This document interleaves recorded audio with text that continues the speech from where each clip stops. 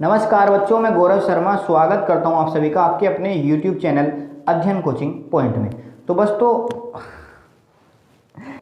तो बच्चों इससे पहली वीडियो में हमने कॉन्ग्रुएंसी ऑफ ट्राइंगल पढ़ा था। आज हम सिमिलरिटी ऑफ ट्राइंगल के बारे में पढ़ेंगे। दोनों में बहुत थोड़ा सा ही डिफरेंस है। डिफरेंस क्या है? कॉन्ग्रुएंसी का मतलब होता है सर्व अंग समान, सभी अंग समान होते हैं, उसके सभी अंग समान होते हैं, एंगल और साइड, जब भी जाके कॉन्ग्रुएंस हो सकता है। ठीक है, वो अगर किसी के नहीं होते तो बनाना पड़ता है। ठीक है, परंतु सिमिलरिटी में ऐसा नहीं है। सिमिलरिटी में सभी को समान होने की जरूरत नहीं है, बल्कि उसके अपोजिट रेशो अगर समान हो जाता है तो सिमिलरिटी हो जाती है।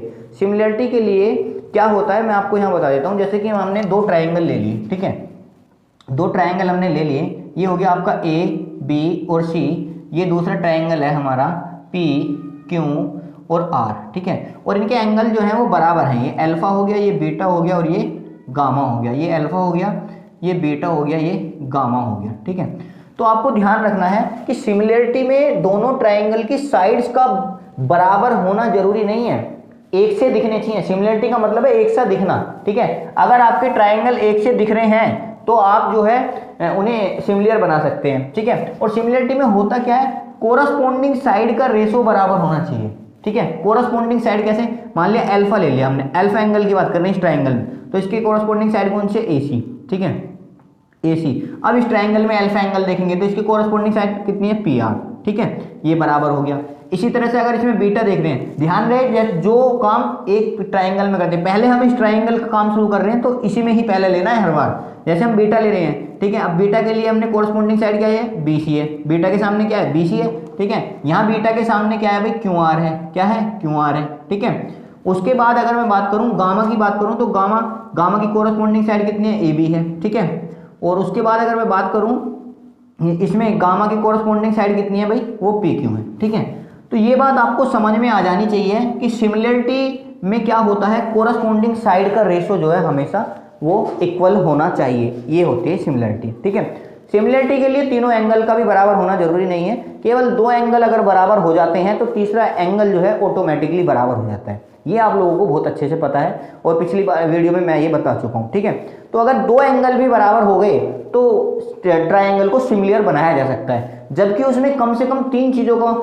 हमें डिनोट करना पड़ता था। किसमें? कॉन्ग्रुएंसी में। यहाँ केवल दो एंगल से ही काम चल जाएगा। समझ में बात आ रही है? ठीक है, चलिए ये तो हो गया आपका कोरस्पोंडिंग साइड का रेशो इक्वल। ठीक है, अब इसकी खास बात क्या है, उन खास बातों के बारे में हम देख लेते हैं। खास बात ये है कि अगर हम ये ट्राइंगल को मैं यहाँ दोबारा से बना देता हूँ, ठीक है, ताकि घिचपिच ना हो। ठीक है, इन ट्राइंगलों को मैं थोड़ा सा दोबारा से बना देता हूँ। तो ये हमारा था A, ये B और ये C, ये था P, ये Q और ये R। ध्यान से मेरी बातों को सुनते चले जाना कि क्या होगा इसमें। जो भी अब हम काम करेंगे ट्राइंगल, एक ट्राइंगल में, सिमिलर का मतलब जो एक ट्राइंगल में काम कर रहे हैं वही काम दूसरे ट्राइंगल में जब करते हैं तो उनका रेशो भी समान ही होगा, उनका रेशो भी कोरस्पोंडिंग साइड के इक्वल ही होगा। जैसे मान लिया मैंने इस पे जो है एक परपेंडिकुलर डाल दिया, इसको मैं कह रहा हूँ H1। ठीक है, इस पे डाल दिया तो इसको मैं कह रहा हूँ H2। तो इसका मतलब क्या है भाई? H1 बटे H2 भी इसी के बराबर होगा। बात आप लोगों की समझ में आ रही है? H1 बटे H2 भी इसके ही बराबर होगा। ठीक है, और अगर मैं मानता हूँ कि भाई मैं इस पे एक सर्कल ड्रॉ कर देता हूँ, आउटर सर्कल। ठीक है, अगर मैं ड्रॉ कर देता हूँ तो मैं इसकी अगर रेडियस की बात करता हूँ, इसको मैं R1 मान लेता हूँ, और इस पे भी आउटर सर्कल में ड्रॉ कर देता हूँ तो इसको मैं क्या मान लेता हूँ, यहाँ से रेडियस को इसको R2 मान लेता हूँ। तो मतलब कहने का ये है इसकी रेडियस का रेशो भी सेम ही होगा। ठीक है, इसी तरह से मैं इनर रेडियस की अगर बात करूँ, इनर रेडियस इसके अंदर बना देता हूँ। ठीक है, और ये इनर रेडियस हो जाएगी आपकी। ठीक है, तो ये होगी आपकी इनर रेडियस, ये मान लिया R1 हो गया और ये मान लिया क्या हो गया? R2। तो इसका मतलब R1 बटे R2 भी सेम ही होगा। ठीक है, और अगर मैं पैरामीटर की बात करूं तो पैरामीटर का रेशो भी सेम ही होगा। तो सिमिलर होने के बाद जितने भी काम हो रहे हैं सबका रेशो जो है सेम आ रहा है, जिसकी जो यूनिट है वो सिंगल है। ठीक है, जिसकी यूनिट सिंगल है। मैं यहाँ क्यों कह रहा हूँ? क्योंकि एरिया के लिए कुछ और बातें हैं। ठीक है, क्या बातें हैं एरिया के लिए भी मैं आपको बताता हूँ। तो यहाँ हम कुछ भी कर रहे हैं XYZ सब जो है इसके इक्वल होता जा रहा है। अब बात करते हैं एरिया की। तो एरिया की अगर हम बात करें, मान लेते हैं इस ट्राइंगल के एरिया की बात करते हैं। ट्राइंगल ABC का एरिया, इसका रेशो देखेंगे और उसका देखेंगे ट्राइंगल PQR का रेशो, PQR का। ठीक है, इन दोनों ट्राइंगल का एरिया। भाई अगर हम इसके हिसाब से ये परपेंडिकुलर हमने डाल दिया तो 1/2 आधार गुना ऊंचाई होगा। आधार कितना है जी हमारा BC, ठीक है, और ऊंचाई कितनी है जी हमारी H1। बात समझ में आप लोगों को क्या आ रही है? इसका होगा 1/2, इसका होगा क्या 1/2 QR और मल्टीप्लाई H2 होगा। बात आप लोगों की समझ में आ रही होगी। 1/2 से 1/2 कट गया, ये क्या बचा आपका BC/QR, ठीक है, मल्टीप्लाई H1/H2, यही तो बचा आपका, ठीक है। अब आप मुझे एक बात बताइए, BC/QR तो आपको दिख ही रहा है यहाँ, भाई ये BC/QR तो आपका है ही है, ठीक है। क्या H1/H2 भी इसी के बराबर नहीं है? क्या H1/H2 इसके बराबर नहीं है? जब सबके बराबर हैं ये आपस में, क्या हम H1/H2 को BC/QR नहीं कर सकते? BC/QR हम कर सकते हैं। तो इसलिए एरिया के लिए क्या हो जाएगा, BC और बटे QR का स्क्वायर, BC/QR का स्क्वायर। ये ध्यान रखना, अगर आप एरिया निकाल रहे हो तो एरिया निकालने के लिए BC/QR जो आपकी साइड है उनका स्क्वायर हो जाएगा। क्वेश्चन में मैं आपको ये सारी बातें बताऊंगा। आइए तो इसी कॉन्सेप्ट पे बेस्ड सिमिलरिटी के एक थ्योरम को हम कर लेते हैं जिसका नाम है थेलेस थ्योरम, ठीक है। हम थेलेस थ्योरम को जो पढ़ने वाले हैं, तो देखिए थेलेस थ्योरम है क्या, बड़े ही ध्यान से आपको ये बातें समझनी है। थेलेस थ्योरम है क्या? ये दो रेखाएं हैं जो आपस में जो है एक दूसरे के पैरेलल है, ABC और ये D हो गया E। तो यहाँ से आपको मैं दिखा रहा हूँ क्या कि DE जो है वो पैरेलल है किसके, BC के। DE पैरेलल BC के, ये गिवन है बात, हमें क्या है ये बात गिवन है कि DE पैरेलल है BC के, ठीक है। बिल्कुल सेम कॉन्सेप्ट पे मैं आपको बता देता हूँ, ठीक है। चलिए तो हम क्या करते हैं, इस एंगल को अगर हम अल्फा मान लेते हैं, इस एंगल को बेसिकली देखो, अगर इसकी बात करें तो ये जो हमारा ट्राइंगल है ये कुछ नहीं है, ये एक के ऊपर उठा के एक रख दिया गया है, ये A हो गया, ये D हो गया, ये E। अगर हम इसे उठा के अलग रख दें तो क्या हो जाएगा, ये ADE इस तरीके से बन जाएगा। बात समझ में आप लोगों को क्या आ रही है?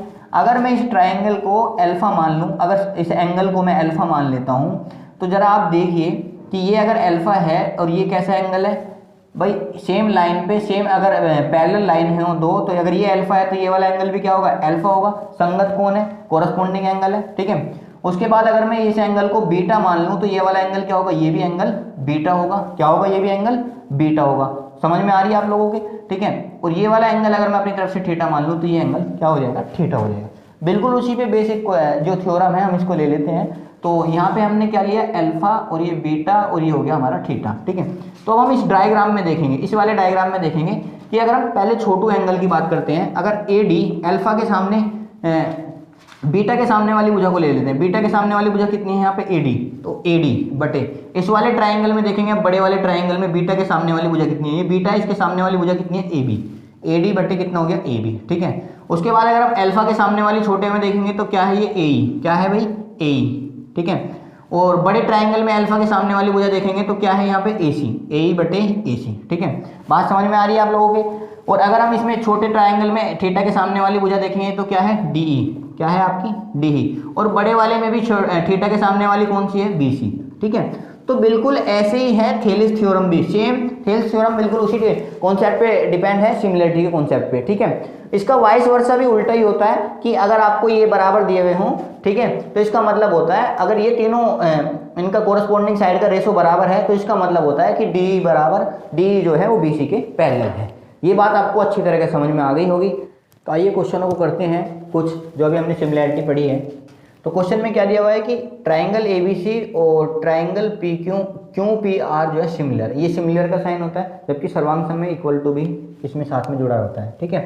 तो ये पहले दो ट्राइंगल हम बना लेते हैं ABC, ठीक है भाई। एक ट्राइंगल हमने यहाँ बना लिया आपका ABC और दूसरा ट्राइंगल हमने बना लिया भाई, दूसरा ट्राइंगल इसके कहने से बनाएंगे जो ये कह रहा है, ये कह रहा QPR, तो Q को ऊपर रखेंगे, QPR। हमें ऐसे ही चलना, देखो ये दोनों सिमिलर कब हो सकते हैं, जब AB और QP सेम हो और BC और PR हो, तो ठीक है, इसी तरीके से सिमिलर हो सकते हैं। बात आप लोगों की समझ में आ रही है। तो यहाँ से जैसे AB लिया है ना, वहीं इसी तरह से QP हमें लेना पड़ता है। तो बिल्कुल ऐसे ही हमें ट्राइंगल बनाना होता है।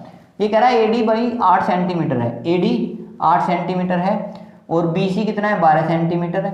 AD तो इसमें है ही नहीं, AD अगर 8 सेंटीमीटर, BC कितना है जी, 12 सेंटीमीटर है। चलिए AC कितना है जी, 6 सेंटीमीटर है, AC कितना है, 6 सेंटीमीटर है। और इसमें AD जो है ये 8 सेंटीमीटर बता रहा है, ये AD नहीं AB होगा, ये क्या होगा आपका AB होगा जरूर, ठीक है। ये हो गया आपका 8 सेंटीमीटर। बात आप लोगों की समझ में आ रही होगी, ठीक है। आपसे पूछा, ये कहा आपसे कि एरिया ऑफ ट्राइंगल जो है ABC और इसका जो एरिया है वो इतना एरिया दे दिया इसने, ठीक है। आपसे पूछा QR का मान ज्ञात कीजिए जी, आपको QR का मान ज्ञात करना है, इसका मान आपको ज्ञात करना है। बात आप लोगों की समझ में आ रही है? आप लोगों को किसका मान ज्ञात करना है? इसका, कि दोनों ही क्या है, सिमिलर है।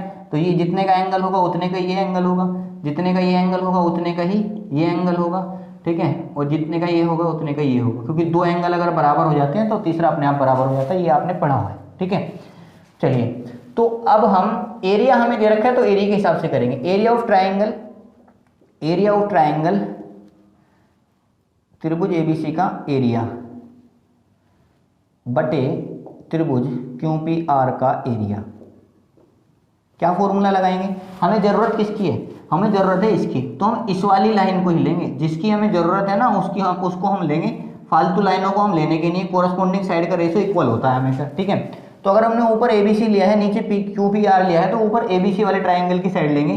कितना होगा आपका AC का वैल्यू कितनी है? 6, तो 6 बटे और वहाँ क्या होगा? QR, 6 बटे QR। परंतु यहाँ तो एरिया है, एरिया के लिए मैंने आपको बात बताई थी, क्या होता है? स्क्वायर लग जाता है। एरिया के लिए क्या लग जाता है? स्क्वायर लग जाता है, ठीक है। अब इसका रेशो कितना दे रखा है भाई? 16 बटे 25। कितना रेशो दे रखा है? 16 बटे 25।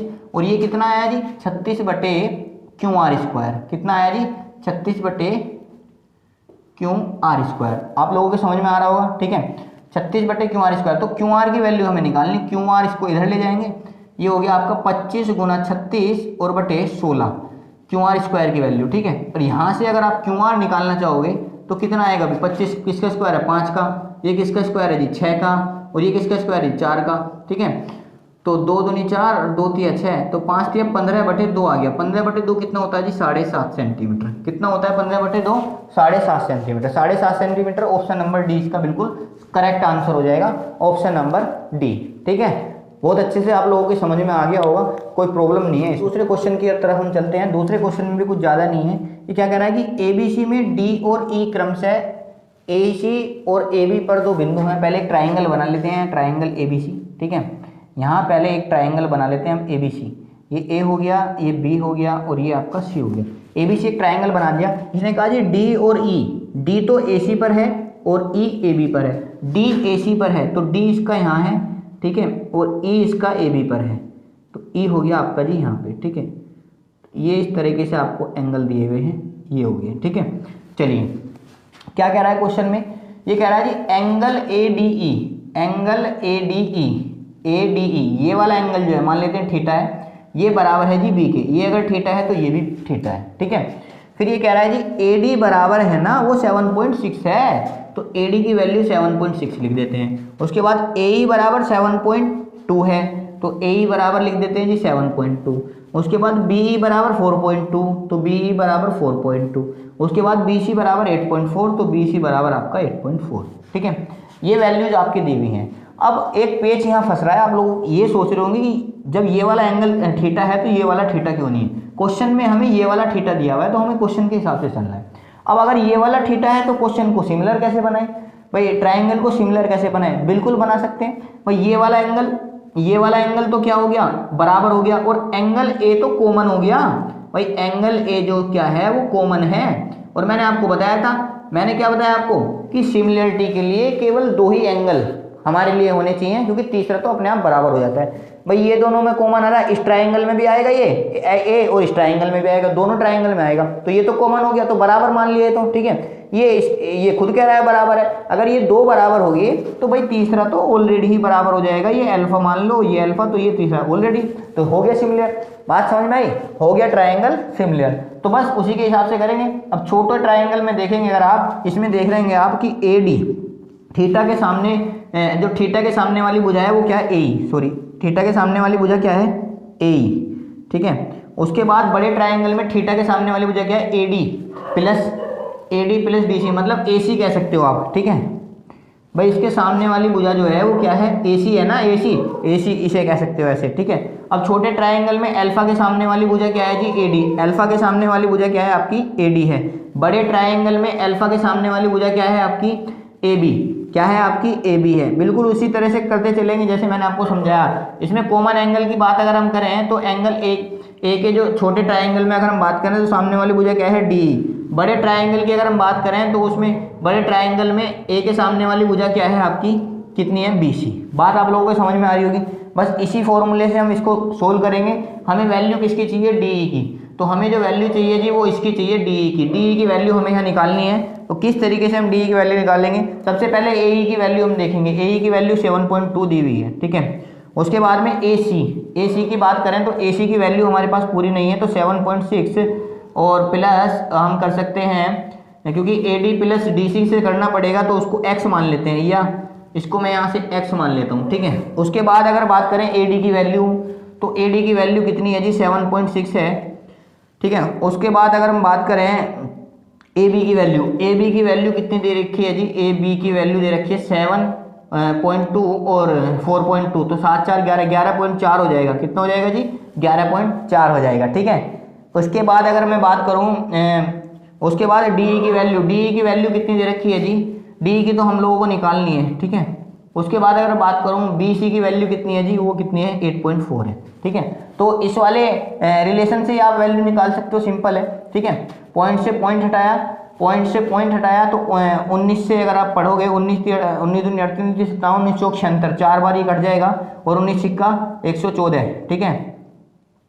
2 से काट लेंगे फिर 2 दूनी 4 2 तिया 6, तो ये कितना आ गया आपका 2/3 बराबर डी और बटे 8.4। बात आप लोगों को समझ में आ रही है। इसकी मल्टीप्लाई इधर करेंगे तो यहाँ से डी बराबर आ जाएगा 2 मल्टीप्लाई 8.4 अपॉन 3 से अगर इसे काटोगे तुम तो कितना आ जाएगा 3 दूनी 6 और 3 अट्ठे 24 2.8 की इसमें गुना करेंगे तो कितना आएगा 5.6 सेंटीमीटर। कितना आएगा जी 5.6 सेंटीमीटर। इसका करेक्ट आंसर होगा ऑप्शन नंबर डी, इसका बिल्कुल सही आंसर होगा। आइए तो नेक्स्ट क्वेश्चन की ओर देखते हैं। नेक्स्ट क्वेश्चन हमारा है कि ट्राइंगल एडीसी में ई और बी क्रम से, ठीक है। पहले ट्राइंगल एडीसी बना लें हम। क्या बना लेंगे एडीसी ट्राइंगल जी, हमें एडीसी बनाना पड़ेगा। ये ए है, ये डी है और ये सी। ट्राइंगल एडीसी में ई और बी क्रम से एडी और एसी पर, एडी पर जो ई हो गया जी और बी एसी पर कितना हो गया बी हो गया, ईडी और ईबी, ठीक है। ये दो बिंदु इस प्रकार हैं, किस प्रकार हैं कि A B E, angle A B E और A D C, A B ई ये वाला एंगल और ए डी सी ये वाला एंगल। फिर से वही क्वेश्चन है ना, फिर से वही क्वेश्चन है। ये दोनों बराबर हैं और ये क्या है, ये कॉमन है दोनों में, ठीक है। ये कॉमन है अगर, तो ये कितना है अल्फा, तो ये कितना होगा अल्फा। अभी मैंने पिछले क्वेश्चन में ये थ्योरी समझाई थी आप लोगों को, ठीक है। तो इसमें कह रहा है कि ए ई बराबर 6 है, ए ई बराबर कितना है जी आपका 6 है, ये 6 दे दिया। उसके बाद बी सी बराबर 2 सेंटीमीटर है जी, बी सी बराबर जी है वो 2 सेंटीमीटर है। उसके बाद बी बराबर 3 सेंटीमीटर है जी, बी इस बार 3 दे दिया। उसके बाद कह रहा है सी डी बराबर 5 है जी, सी डी बराबर आपके 5 दे दिया, ठीक है। उसके बाद कह रहा है जी ए बी और डी ई की वैल्यू पूछ रहा है आपसे ए डी और मतलब ये आपसे ए बी मतलब ये और प्लस ये, इन दोनों की वैल्यू प्लस करके आपसे पूछ रहा है। तो फिर से हम वही काम करेंगे। थीटा के सामने ए, थीटा के सामने क्या आ रहा है जी ए, इधर थीटा के सामने क्या आ रहा है जी ए सी, बहुत बढ़िया। उसके बाद में क्या चलेंगे हम, अल्फा के सामने क्या आ रहा है जी ए बी और बटे यहाँ अल्फा के सामने क्या आ रहा है जी ए डी, क्या आ रहा है ए डी। इधर देखेंगे जो आपका कॉमन एंगल है ए के सामने क्या आ रहा है जी बी, क्या आ रहा है जी बी, और इधर कॉमन एंगल के बड़े वाले ट्राइंगल में क्या सामने आ रहा है जी सी डी, ठीक है। तो बिल्कुल इस तरीके से क्वेश्चन को सोल्व करते चलेंगे। ए ई की वैल्यू कितनी है, सबसे पहले ए ई की वैल्यू 6 है।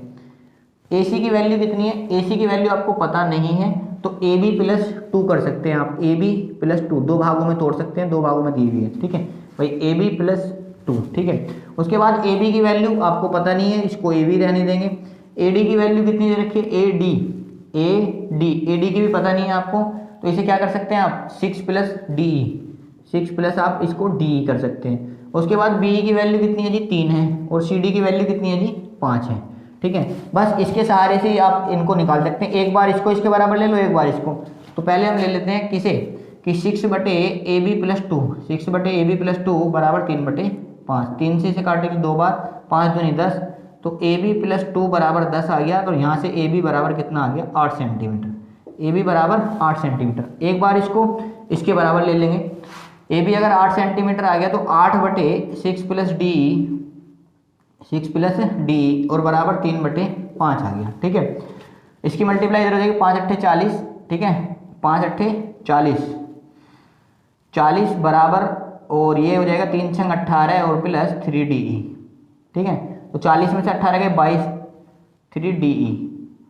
तो DE बराबर आ जाएगा यहाँ से, DE बराबर आ जाएगा 40 में 18 गए 22/3। ठीक है, इन दोनों को जोड़ना है 22 और 8 को, तो 8 किया 24, तो AB और प्लस DE। ठीक है, तो 8 प्लस 22/3, 8 किया 24 और 22 46, 46/3 इसका सही आंसर होगा। ठीक है, तो 46/3 ऑप्शन नंबर डी इसका सही आंसर होगा बिल्कुल। ठीक है, आइए नेक्स्ट क्वेश्चन की ओर देखते हैं। नेक्स्ट क्वेश्चन है कि त्रिभुज ABC में D और E क्रमशः AB और AC पर स्थित हैं। त्रिभुज ABC बना लेते हैं पहले। यहाँ हमने त्रिभुज ABC इसको बना लिया। ठीक है, त्रिभुज ABC हमने यहाँ इसको बना लिया, तो उसमें जो है ये क्या कह रहा है कि D और E क्रमशः AB और AC पर स्थित है। D और E, AB और AC पर, तो ये A है, ये B है, ये C है, तो इस पर D और ये E हो गया, ये इस तरीके से स्थित है। ठीक है जी, इस तरीके से हमारे ये स्थित हैं। फिर क्या कह रहा है कि DE और BC पैरेलल भी हैं, बिल्कुल पैरेलल हैं, तो ये पैरेलल हो गई दोनों। ठीक है, उसके बाद क्या कह रहा है कि DE और BC का जो अनुपात है ना वो 3:5 का है जी, तो इसको 3 मान लेते हैं जी और इसको 5 मान लेते हैं, 3:5 का अनुपात है। ठीक है, उसके बाद कह रहा है तो हमें जो है इसका एंगल बताना है, ट्राइंगल ABC का एरिया और DECB स्क्वायर। देखो ये ट्राइंगल है, ये ट्रिपीजियम है, ट्राइंगल और ट्रिपीजियम। ठीक है, ध्यान देना है आपको, आपके ट्राइंगल का ट्राइंगल से नहीं पूछा, ट्राइंगल का ट्रिपीजियम से, तो एरिया आपसे पूछा है, तो बताइए इसका एरिया कितना होगा। ट्राइंगल ABC का एरिया, अब आप एक बात बताइए, कोरस्पोंडिंग साइड अगर हम ले लें, कोरस्पोंडिंग साइड हम ले लें भाई, दोनों के पहले ट्राइंगल का एरिया निकालना पड़ेगा हमें, तो ट्राइंगल ABC का एरिया, ट्राइंगल ABC का एरिया। ठीक है, और बटे ट्राइंगल किसका एरिया, ADC का एरिया। ठीक है भाई, बड़ा या छोटा कोई सा भी लिख सकते हो, पहले मैंने बड़ा लिख लिया, आपके ध्यान रखना है आपको। ठीक है, तो इसकी कोरस्पोंडिंग साइड कितनी है जी 5। ठीक है, और इसकी कोरस्पोंडिंग साइड कितनी है जी 3, तो इसका स्क्वायर हो जाएगा, क्योंकि एरिया निकालने हैं ना भाई, तो कितना हो जाएगा भाई 25/9 हो जाएगा। कितना हो जाएगा 25/9 हो जाएगा, मतलब टोटल का एरिया 25 है और इसका एरिया 9 है। अगर इसका एरिया 9 है और इस सारे का एरिया जो है वो आपका कितना है जी 25 है। ठीक है, तो आपसे क्या पूछा है, इसका और इसका रेशो पूछा है, इसका और इसका रेशो पूछा है भाई। इस पूरे का जो एरिया है वो कितना है जी 25 है, इसका 9 है, तो इसका ट्रिपीजियम का कितना आ जाएगा ये आपको पता होना चाहिए भाई। 25 में से है अगर हम ये 9 घटा दें तो इस ट्रिपीजियम का एरिया मुझे लगता आ जाएगा, तो 25 में से 9 गई कितना आ गया 16, तो इसका 9 आ गया, इसका 16 आ गया, इतने का टोटल का 25 था। तो आपसे ये पूछा है कि इसका एरिया और इसका एरिया का अनुपात कितना होगा, तो 9/16 होगा, तो 9/16 जिसमें भी होगा वही आंसर होगा, 9/16 जिसमें भी, ऑप्शन नंबर ए इसका बिल्कुल सही आंसर हो जाएगा। आइए तो कुछ और क्वेश्चनों को हम देख लेते हैं। ठीक है, तो क्वेश्चन इस प्रकार है आपका कि त्रिभुज ABC में AB और AC पर बिंदु D और E BC के समांतर रेखा है। सबसे पहले हमें त्रिभुज ABC बनाना होगा और उसके समांतर जो है एक रेखा है जिस पे बिंदु D और E हैं। ये बिंदु D और E जो है समांतर रेखा बना रहे हैं आपके ये, और ये हमारा एक त्रिभुज ABC है, ये हमारा त्रिभुज ABC है। समांतर रेखा बनाते हैं, इसमें कहा है कि DE का रेशो BC से 3:5 का है। DE का रेशो कितना है जी 3:5 का, ये वाली 3 है तो ये 5 है। अगर ये दोनों, इन दोनों का 3:5 का रेशो है तो इसका मतलब ये 3 होगी। ठीक है, ये रेशो भी 3:5 होगा। सिंपल सी बात है, मैंने आपको बताया था कि जितनी भी जो साइड होती हैं आपकी, जब अगर ट्राइंगल सिमिलर हो जाता है तो उसमें सभी का रेशो समान होता है। अगर ये 3 है, ये 5 है, तो ये 3 और ये 5 होगा। ऐसे इधर ये भी 3, ये 5 होगा। ठीक है, सिमिलर तो है, ये कॉमन एंगल है भाई, ये कॉमन एंगल है और ये वाला एंगल इसके बराबर, ये तो सिमिलर है ट्राइंगल, तो सीधी सी बात है। ठीक है, चलिए अब आगे चलते हैं। तो आपसे क्या कहा गया है कि एरिया ऑफ ट्राइंगल ADE, इसका एरिया और एरिया ऑफ ट्राइंगल BDE, तो BDE कौन सा ट्राइंगल बनेगा भाई, BDE ट्राइंगल बना लो पहले। BDE ट्राइंगल ये वाला ट्राइंगल आपसे पूछा है, इसका एरिया और इसका एरिया का रेशो पूछा है। तो आइए हम निकाल लेते हैं पहले ट्राइंगल AD, पहले area of triangle ADE upon area of triangle capital बड़े वाला ए बी सी, ठीक है। तो AD का एरिया किस तरीके से निकालेंगे, जिस रेशो में आपकी साइड होती है उसके स्क्वायर में एरिया बनता है, आपको पता है। तो 3 और ये क्या आएगा 3 और ये इसकी साइड कितनी है 5, तो 3/5 का स्क्वायर हो जाएगा, आपको पता है ये एरिया निकाल रहे हैं, ठीक है। तो कितना आ जाएगा भाई 9/25। इसका मतलब छोटे ट्राइंगल का जो एरिया आया वो 9 आया, और इस बड़े ट्राइंगल का जो एरिया आया इसका बड़े ट्राइंगल का जो एरिया है आपका वो कितना आया 25 आया। कितना आया जी, वो एरिया कितना आया 25 आया, इस ट्राइंगल का 25, ठीक है। पर हमसे तो केवल इस ट्राइंगल का पूछा गया है, हमसे तो इस ट्राइंगल का एरिया पूछा है, इस ट्राइंगल का एरिया पूछा है जी हमसे। तो इसके रेशो में इस ट्राइंगल का एरिया बताओ जी कितना होगा, ठीक है। तो इस ट्राइंगल का एरिया के लिए पहले इतना एरिया पता होना चाहिए। तो ये टोटल अगर ये 9 है ये 25 है, तो ये कितना एरिया हो जाएगा टोटल, ये वाला एरिया कितना हो जाएगा 25 में से 9 गए 16, तो ये टोटल का जो एरिया है वो 16 आ जाएगा, ठीक है। मतलब टोटल कितना, ये सब 16 एरिया हो गया टोटल, ठीक है। पर फिर भी आपसे अभी ये केवल ये पूछा है 16 में, तो ये भी आ रहा है, ठीक है। तो आपको यहाँ क्या समझना है कि अगर ये 3 है और ये टोटल 5 है, तो ये क्या होगा आपका, ये आपका 2 होगा, ठीक है। तो आपको एक बात समझनी है कि जिस रेशो में आपके साइड होती है, जिस रेशो में साइड होती है उसी रेशो में एरिया होता है, जिस रेशो में साइड। अगर यहाँ 3 की वैल्यू आपकी 9 आ रही है, 3 की वैल्यू कितनी आ रही है 9 आ रही है, 3 3 9, तो आपको इस 2 की वैल्यू, जो ये 2 साइड है आपकी उसके हिसाब से एरिया ये होगा, तो इस 2 की वैल्यू आपको निकालनी है। तो 1 की वैल्यू 3 होगी, 2 की वैल्यू कितनी होगी 6 होगी, कितनी होगी 6 होगी। अब इन दोनों का रेशो आपको बताना है कि ट्राइंगल ADE का एरिया और ट्राइंगल BDE का एरिया, ठीक है। ADE का एरिया कितना था जी 9 था, ठीक है। और BDE का एरिया भी हमने निकाला है, कितना निकाला भाई BDE का, क्योंकि 2 के रेशो में है, कितना आया 6, ठीक है। तो 3 3 9, 3 दूनी 6, तो 3 रेशो 2 का रेशो यहाँ से मिल जाएगा, जो कि आपका ऑप्शन नंबर ए होगा। ऑप्शन नंबर ए इसका बिल्कुल सही जवाब होगा, ठीक है। आपको ये कॉन्सेप्ट समझना है कि जिस रेशो में साइड रहती है उस रेशो में ही एरिया रहता है, बस उसका स्क्वायर हो जाता है। अगर ये 3 था, इसका स्क्वायर हो गया 9 हो गया। अगर यहाँ ये 2 है तो इसका स्क्वायर नहीं होगा। अब यहाँ क्या देखना है, क्योंकि ये इक्वल भागों में नहीं काट रहा। अगर 3 की वैल्यू 9 है, अगर ये 3 की वैल्यू 9 है, तो इसका मतलब क्या है, अब 2 की वैल्यू और निकालनी है हमें। 3 की वैल्यू 9 है तो 2 की वैल्यू कितना हो गया 2 3 6 हो जाएगा। बात समझ में आ रही है। ऐसा क्यों हुआ कि इस रेशो में क्यों नहीं हुआ, ऐसा इसलिए हुआ क्योंकि ये भी ट्राइंगल नहीं है। यहाँ तो ट्राइंगल बन रहा था इसलिए 3 का 9 हो गया, पर ये इतना जो है ये ट्राइंगल थोड़ी है, ये ट्राइंगल थोड़ी है भाई, ये तो आपका क्या है ट्रिपीजियम है, ये तो ट्रिपीजियम बन रहा है आपका, इसलिए 2 का स्क्वायर 4 नहीं हुआ। समझ में बात आ रही है। 3 का स्क्वायर 9 तो हो गया है, ठीक है। तो इसलिए हमें जो निकालना पड़ा है। आइए नेक्स्ट क्वेश्चन देख लेते हैं। त्रिभुज ABC में F और E क्रम से इस प्रकार है कि AB और AC पर 2 बिंदु हैं, और चलो त्रिभुज ABC बना लेते हैं पहले हम। त्रिभुज ABC हम बना लेते हैं सबसे पहले, उसके बाद हम जो है आगे की कार्रवाई करेंगे इसमें। ये हमने सबसे पहले बना लिया त्रिभुज ABC, ये हो गया A B और C। त्रिभुज ABC हमारा बन गया है, ठीक है। अब इसमें हम क्या करेंगे, त्रिभुज ABC में ये कह रहा है F और E क्रम से AB और AC, AB पर F, जो AB है इस पर कोई पॉइंट F है आपका, ठीक है। और AC पर कोई पॉइंट क्या है आपका, AC पर कोई पॉइंट है आपका E, ठीक है। इस प्रकार है कि FE और BC पैरेलल हैं, बिल्कुल है जी पैरेलल हैं। अगर तो इनको मिला देते हैं, ये पैरेलल लाइन हो गई है, ठीक है। उसके बाद कह रहा है कि त्रिभुज को 2 समान क्षेत्रफल में काटती है। त्रिभुज को 2 समान क्षेत्रफल में काट रही है, मतलब अगर इसका एरिया 1 है तो इसका एरिया भी 1 है, दोनों के एरिया 1 1 है, दोनों के एरिया 1 1 है। ये कह रहा कि AD जो है AD परपेंडिकुलर है BC पर, AD परपेंडिकुलर, इसका मतलब D पॉइंट आ रहा है यहाँ पे, यहाँ कहीं D पॉइंट आ रहा है, मैं इसको बाद में बना देता हूँ।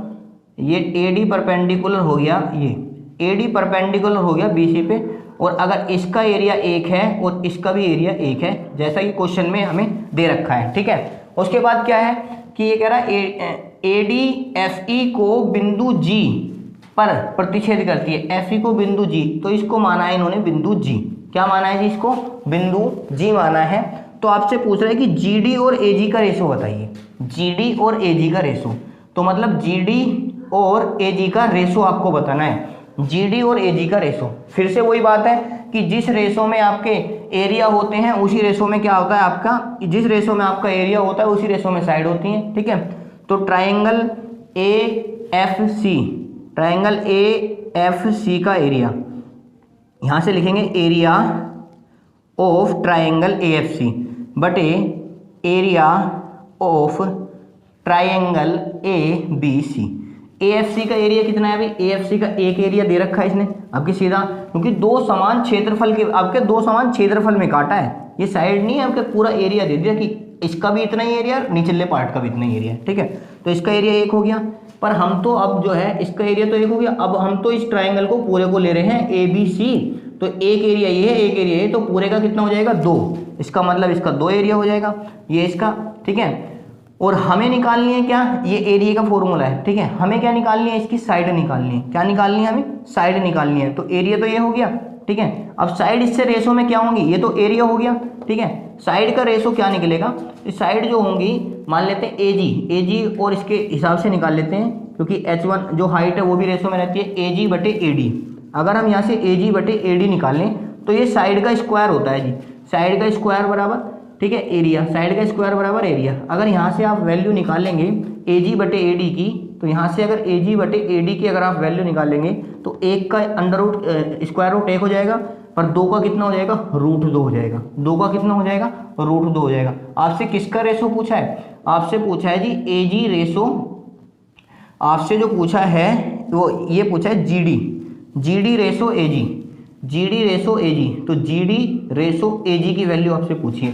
तो सबसे पहले GD की बात करते हैं, यहाँ से यहाँ तक की कितनी है, देखो AG की वैल्यू कितनी है, 1 है, AG की वैल्यू कितनी है, 1 है, तो ये तो 1 होगी, ठीक है।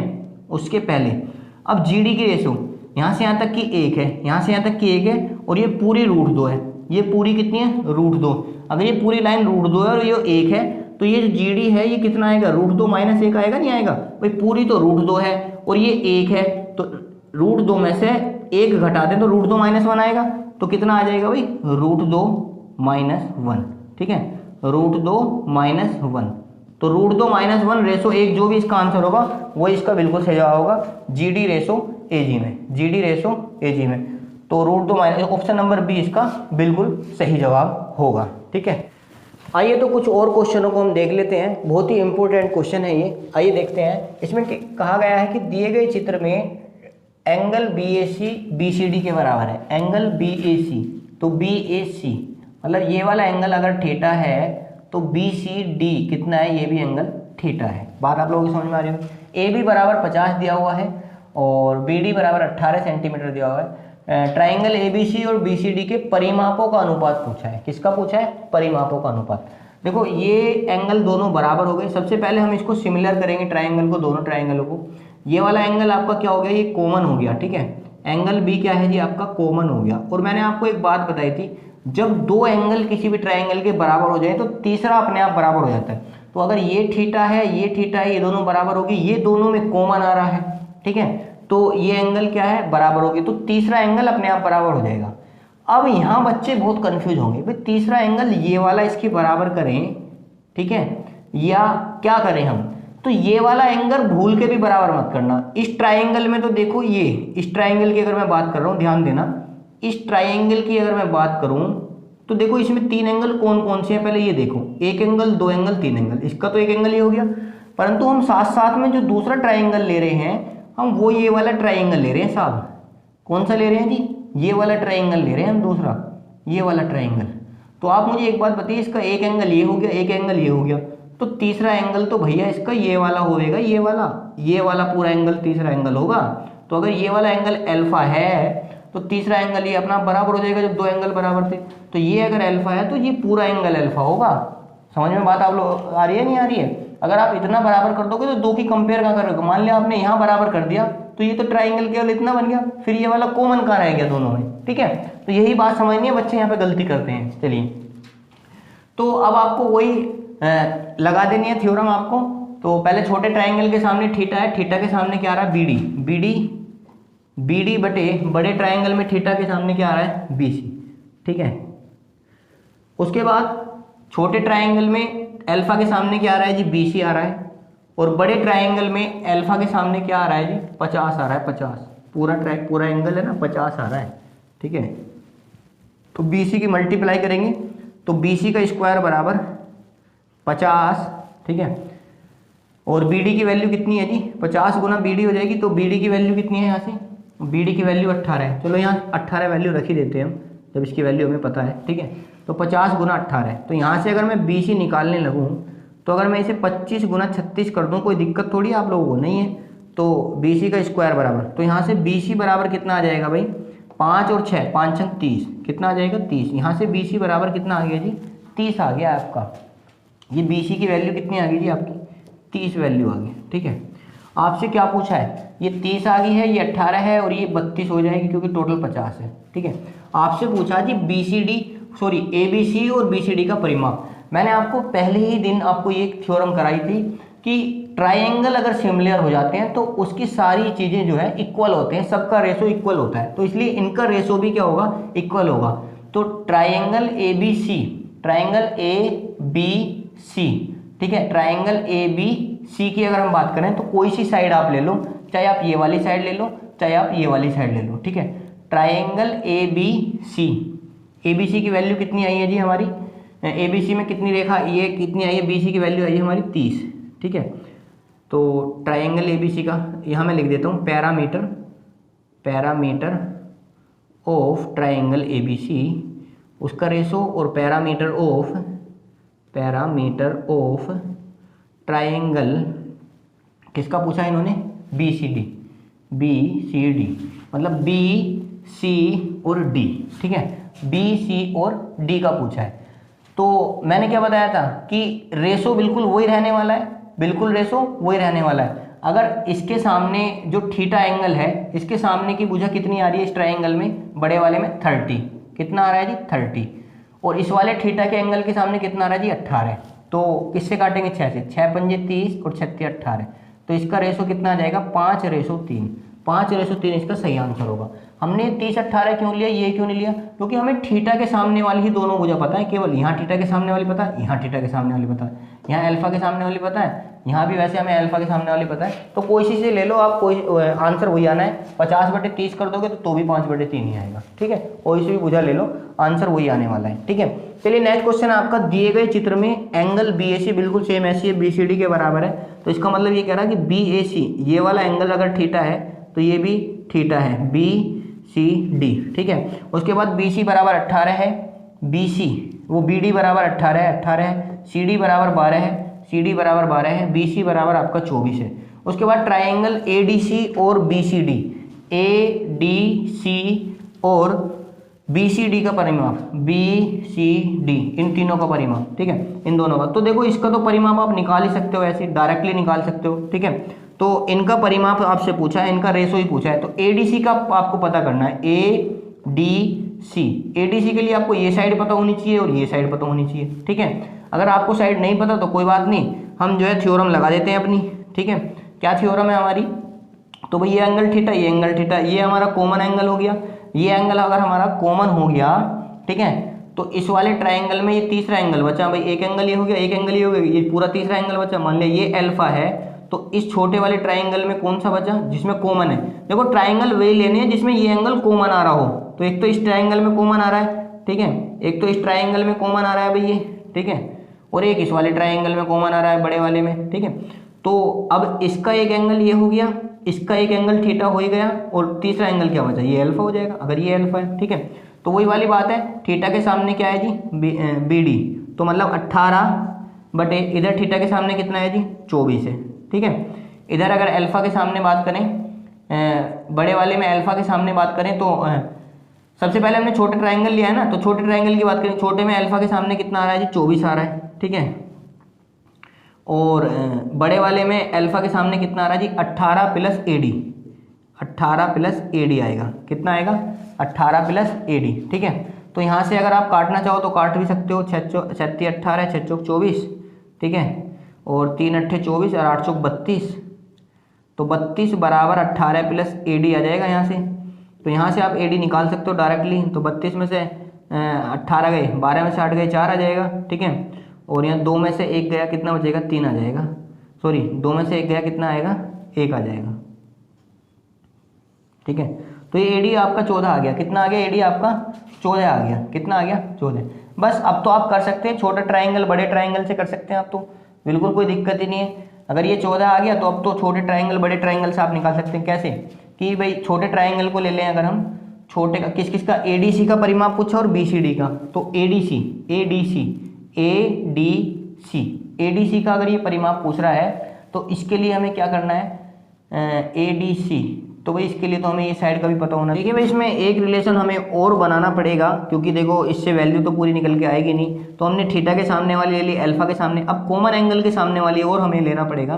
तो कॉमन एंगल के सामने ये वाली कौन सी बुझा रही है, सीडी, सीडी की वैल्यू कितनी है जी 12, ठीक है। उसके बाद अगर हम बात करें कॉमन एंगल के सामने बड़े ट्राइंगल में कितनी आ रही है, एसी, तो यहाँ से अगर हम एसी की वैल्यू और निकालें कि भाई 18/24, ये कितना था 18/24 और बराबर 12/AC, 12/AC, ठीक है। तो 36 18 और 6 चौक 24, 3 चौक 12, तो AC बराबर यहाँ से कितना आ जाएगा 16, AC बराबर 16 आ गया। इसका मतलब यहाँ से AC की वैल्यू भी हम लोगों को मिली। अब तो बहुत आसानी से आप इसका रेशो बता सकते हैं भाई, ये कितना हो गया 16 16 32 और 10 42, ठीक है।